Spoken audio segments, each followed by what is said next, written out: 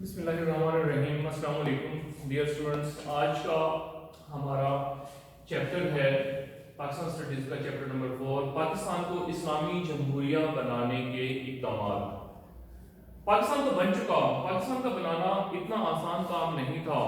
لاکھوں لوگوں نے جانوں کی قربانی دی، لوگ لاپتہ ہوئے، گھر سے بے گھر ہوئے، تو یہ انتہائی دردناک داستان تھی۔ پاکستان تو بن گیا، اب پاکستان کو حقیقی معنوں میں ہم اسلامی جمہوریہ پاکستان بنانا چاہتے تھے، تو اس کے لیے ہمیں کچھ سٹیپس، کچھ اقدامات اٹھانے تھے۔ پاکستان کے بن جانے کے بعد پاکستان کے پاس اپنا کوئی آئین، کوئی کانسٹیٹیوشن، کوئی دستور موجود نہیں تھا۔ کسی بھی ریاست کو چلانے کے لیے ڈیئر اسٹوڈنٹس آئین کی ضرورت ہوا کرتی ہے۔ آئین کس کو کہتے ہیں؟ آئین قوانین کے مجموعے کو کہا جاتا ہے۔ آئین کے اندر دو طرح کے قوانین ہوتے ہیں، ایک وہ قانون جو کہ ریاست کے اداروں کو چلانے کے لیے بنائے جاتے ہیں، اور ایک وہ والے قانون جو کہ لوگوں کی فلاح کے لیے، بہتری کے لیے اور ان کے معیار زندگی کو بہتر بنانے کے لیے، ان کے پروٹیکشن کے لیے جو قانون بنائے جاتے ہیں۔ تو ہم نے پاکستان میں وہی قانون جو کہ 1935 کا ایکٹ تھا، اس میں ضروری امینڈمنٹس کر کے، تبدیلیاں کر کے اس کو ہم نے نافذ کر دیا تھا، لیکن وہ عبوری تھا۔ وہ آئین پرماننٹ بیسس پر امپلیمنٹ نہیں کیا گیا تھا۔ اب اس امر کی ضرورت تھی کہ جلد از جلد پاکستان کا آئین بنایا جائے۔ لوگ قائد اعظم محمد علی جناح سے سوال کرتے تھے کہ پاکستان کا آئین کب بنے گا، تو آپ رحمۃ اللہ تعالیٰ نے فرمایا کہ میں امید کرتا ہوں کہ پاکستان کا آئین 1.5 سے 2 سال کے عرصے میں انشاءاللہ بن جائے گا۔ لیکن یہ لنگر آن ہوتا چلا گیا، پاکستان کے حالات پیچیدہ ہوتے چلے گئے اور مسائل پیدا ہوتے چلے گئے۔ پاکستان میں جو پہلا آئین بنا تھا وہ تقریباً 9 سال کے بعد اس کو امپلیمنٹ کیا گیا تھا۔ اب قائد اعظم کی وفات کے بعد یہ سارے کا سارا بوجھ جو تھا وہ پاکستان کے پہلے پرائم منسٹر نوابزادہ لیاقت علی خان کے کندھوں پر آن پڑا، اور انہوں نے یہ ذمہ داری پوری کرنی تھی۔ پاکستان کے اندر مختلف طبقے جو تھے وہ پریشرائز کر رہے تھے حکومت وقت کو کہ آئین جلد از جلد بنایا جائے، اس کی تکمیل جتنی جلد ہو سکے اس کو یقینی بنایا جائے۔ ایک طرف سیکولر لوگ تھے اور دوسری طرف جو تھے وہ اسلامسٹ تھے۔ تو لیاقت علی خان نے کیا کیا کہ 12 مارچ 1949 کو پہلی دستور ساز اسمبلی میں ایک قرارداد پیش کی۔ اس قرارداد کو کہتے ہیں قرارداد مقاصد۔ قرارداد مقاصد پیش کی گئی اور اس کو پاس کیا گیا۔ اس قرارداد کے اہم نکات کیا تھے؟ آج کا یہ ہمارا ٹاپک ہے، اس کو ہم ڈسکس کریں گے کہ اس قرارداد کے اہم نکات تھے کیا، اس کو قرارداد مقاصد کہا کیوں جاتا ہے۔ قرارداد مقاصد کو انگریزی میں آبجیکٹیو ریزولوشن کہا جاتا ہے۔ قرارداد مقاصد کے معنی کیا کہ ہم آئین بنانے جا رہے ہیں اور اس آئین میں ان مقاصد کو بنیادی اہمیت حاصل ہوگی جو قرارداد مقاصد میں مینشن کیے گئے تھے۔ وہ کون کون سے پوائنٹس تھے؟ آئیے ان پر ایک دائرانہ نظر ڈالتے ہیں اور دیکھتے ہیں یہ کون کون سے پوائنٹ تھے۔ نمبر 1، اقتدار اعلیٰ یا حاکمیت۔ اقتدار اعلیٰ، مقتدر اعلیٰ، sovereignty, total authority, supreme power, super power اللہ تعالیٰ کے پاس ہے۔ زمین پر اگر کسی کو اختیار ملتا ہے، اگر اقتدار ملتا ہے، اگر کسی کو بادشاہی ملتی ہے، اگر اختیارات تفویض کیے جاتے ہیں تو وہ محض وقتی ہوتے ہیں، اور وہ اپنے ان اختیارات کے بارے میں اللہ کی بارگاہ میں جواب دہ ہوتا ہے۔ حقیقی بادشاہی رب کی ہے، وہ جس کو چاہے ملک دے، وہ جس سے چاہے ملک چھین لے، وہ جس کو چاہے عزت دے، وہ جس کو چاہے ذلت دے۔ ان اللہ علی کل شیء قدیر، اللہ تعالیٰ ہر شے پر مکمل قدرت رکھتا ہے۔ تو دنیا کے اندر جب بھی کسی کو اقتدار ملا وہ ہمیشہ اس بات کو ذہن میں رکھے کہ وہ اللہ کے سامنے، اللہ کی بارگاہ میں جواب دہ ہوگا۔ تو اس میں سب سے پہلا پوائنٹ کیا قرارداد مقاصد میں کہ مقتدر اعلیٰ حقیقی بادشاہ رب ہے، اور زمین پر اگر کسی کو تفویض کیے جاتے ہیں اختیارات تو وہ محض وقتی اور عارضی ہوں گے۔ اسلامی اصول، اسلامی اصول میں کون کون سے ہیں؟ نمبر 1، جمہوریت۔ جمہوریت سے مراد کیا؟ لوگوں کی حکومت، لوگوں کے لیے حکومت۔ اسلامی جمہوریت کی بنیاد ڈالنے والے سرکار دو عالم صلی اللہ تعالیٰ علیہ وسلم ہیں، جنہوں نے حقیقی اسلامی جمہوریت کی ریاست مدینہ کی بنیاد ڈالی تھی۔ تو جمہوریت کے اندر کیا ہوتا ہے کہ عوام نمائندوں کو چنتی ہے اور چن کر کے ان کو پارلیمنٹ کے اندر بھجواتی ہے، اور وہ لوگ وہاں پہ جا کر کے حکومت کی نمائندگی، عوام کی نمائندگی حکومت میں کر رہے ہوتے ہیں۔ جمہوریت کے بعد ہے آزادی۔ کسی نے کبھی کسی کو یہ سرٹیفکیٹ نہیں دیا دنیا میں کہ جاؤ میں نے تمہیں آزاد کیا۔ یہ آزادی ہمیشہ رب کی طرف سے ملتی ہے۔ اللہ پاک لوگوں کو آزاد پیدا کرتا ہے، وہ چاہے اپنی مرضی سے مسلم ہو جائیں، چاہے وہ اپنی مرضی سے کرسچن ہو جائیں، ہر طرح کی آزادی ہوتی ہے۔ مذہب کے حوالے سے آزادی ہوتی ہے، تعلیم کے حوالے سے آزادی ہوتی ہے۔ دنیا کے ہر معاملے میں اللہ پاک نے انسان کو آزاد پیدا کیا ہے۔ مساوات۔ اسلامی معاشرے کے اندر سب لوگ ایک ہی صف میں، وہ شعر ہے نا کہ ایک ہی صف میں کھڑے ہو گئے، محمود و ایاز، نہ کوئی بندہ رہا نہ کوئی بندہ نواز، کوئی اونچ نیچ، کوئی ذات پات، کوئی معاشرتی سٹیٹس کام نہیں آتا، سب لوگ جو ہیں وہ برابر ہیں۔ رواداری۔ رواداری کے معنی کیا؟ رواداری کہتے ہیں برداشت کو۔ ایک اسلامی ریاست کے اندر اس کی بہت بڑی خوبی ہوتی ہے کہ اس کے اندر برداشت پائی جاتی ہے۔ ایک مسلک دوسرے مسلک کے اوپر، ایک عقیدہ رکھنے والا کسی دوسرے عقیدہ رکھنے والے کے اوپر کسی قسم کا کوئی اٹیک کرنے کا حق نہیں رکھتا۔ برداشت ہونی چاہیے، رواداری ہونی چاہیے، یہ ایک اہم خوبی ہے۔ اور معاشرتی انصاف سب کو ملنا چاہیے اور ڈور سٹیپ پہ ملنا چاہیے۔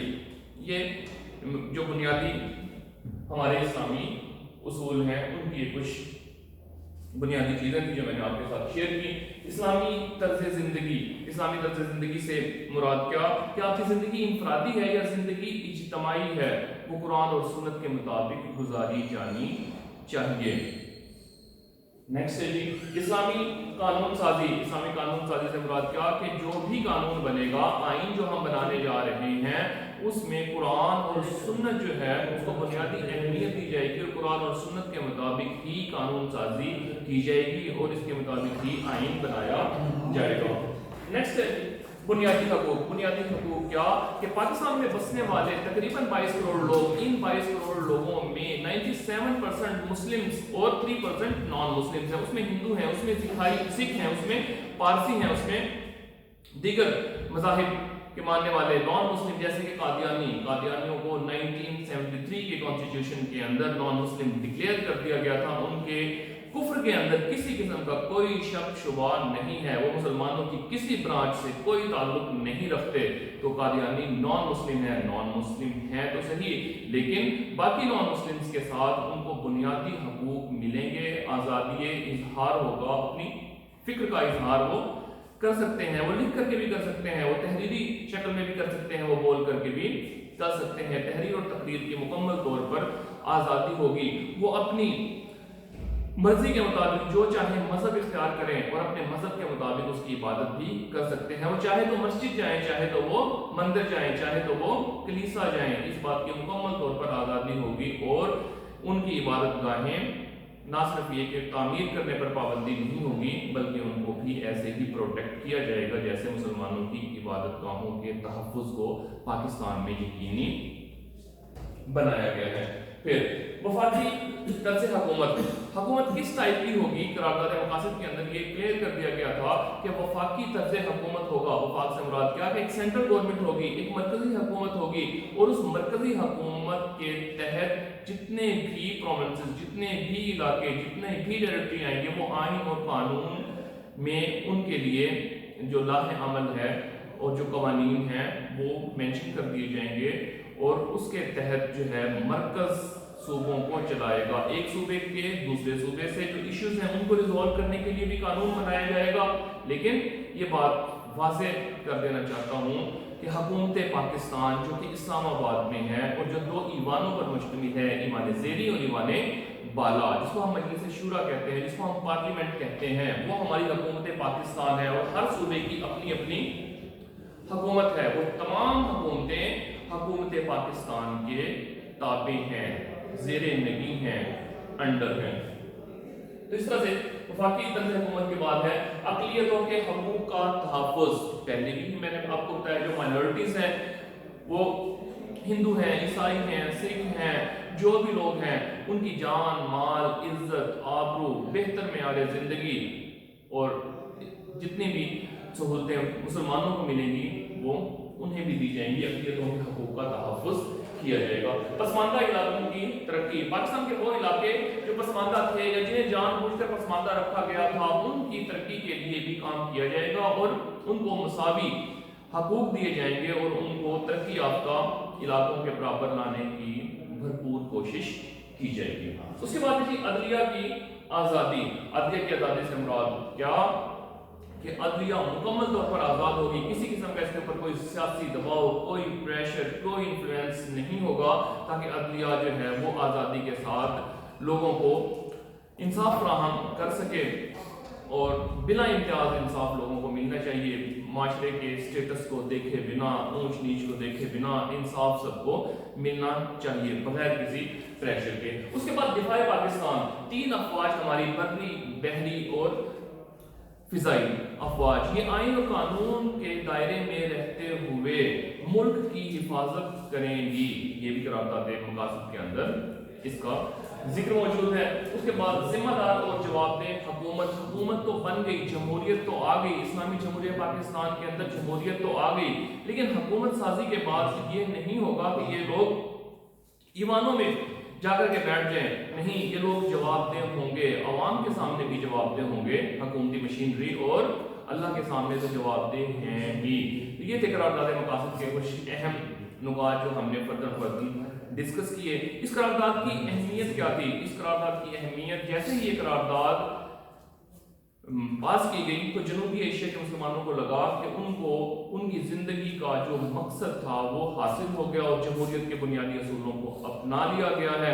और इसके बारे में ये कहा गया कि इस करारदाद को पाकिस्तान के बनने वाले पहले आइन में और जितने भी आइन बनेंगे उनके इब्तदाइया में इसको शामिल किया जाएगा। लोग इस बात से खुश हो गए कि इब्तदाइया में शामिल कर दिया गया है, प्रेफिस में शामिल कर दिया गया है, दिबाचा में शामिल कर दिया गया है, लेकिन लोगों को ये इल्म नहीं था कि दिबाचा जो है वो किताब का हिस्सा, प्रेफिस जो है वो किताब का हिस्सा, इब्तदाइया जो है वो किताब का हिस्सा नहीं हुआ करता, पेश लफ्ज़ जो है वो किताब का हिस्सा नहीं हुआ करता। पहला आइन 1956 में, दूसरा आइन 1962 में और तीसरा आइन 1973 में बना। तो तीसरे आइन की 8वीं तरमीम में जनरल मोहम्मद ज़ियाउल हक ने एक अच्छा स्टेप लिया और इस करारदाद को शामिल कर दिया, 1973 के आइन में शामिल कर दिया। उसके बाद इस करारदाद की इंतहाई अहमियत समझी जाती है और इसको कहा जाता है कि ये पाकिस्तान की आईनी तारीख में मैग्ना कार्टा की हैसियत रखती है। तो डियर स्टूडेंट्स, मैं आपको बताना चाहूँ कि मैग्ना कार्टा है क्या। मैग्ना कार्टा बरतानिया के अंदर 1215 में पेश किया जाने वाला एक मुआहिदा था, एक मुआहिदा हुआ था उमरा के दरमियान और बादशाह वक्त के साथ एक मुआहिदा हुआ था। वो मुआहिदा क्या था कि हर शख्स को मजहबी आज़ादी हासिल होगी। उस शाही फरमान में क्या कहा गया था कि किसी को भी बिला वजह गिरफ्तार नहीं किया जा सकता, किसी के ऊपर भी मुकदमा चलाए बगैर उसको सजा नहीं दी जा सकती, किसी भी वारिस को उसकी जायदाद से महरूम नहीं किया जा सकता और अवामी नुमाइंदों से पूछे बिना अवाम के ऊपर टैक्सेस नहीं लगाए जा सकते। तो मैग्ना कार्टा इतनी अहम थी, दुनिया के अंदर बहुत उसको पजीराई मिली और कहा गया कि क्या इंसानी हकूक की बात की गई है। असल मैग्ना कार्टा और असल मंशूर और असल फरमान तो सरकार दो आलम सल्लल्लाहु अलैहि वसल्लम ने कम बेश 1500 साल पहले पेश किया गया था, जिसमें न सिर्फ इंसानी हकूक की बात की गई थी बल्कि बाकी जानदारों की और हैवानों की भी उसमें हकूक का तज़किरा मौजूद था। तो डियर स्टूडेंट्स, आज का ये हमारा टॉपिक था करारदाद मकासद। उम्मीद है कि आपको समझ आ गया होगा। आज के लिए इतना ही काफ़ी। नेक्स्ट लेक्चर में इंशाल्लाह नेक्स्ट टॉपिक पढ़ेंगे। अल्लाह।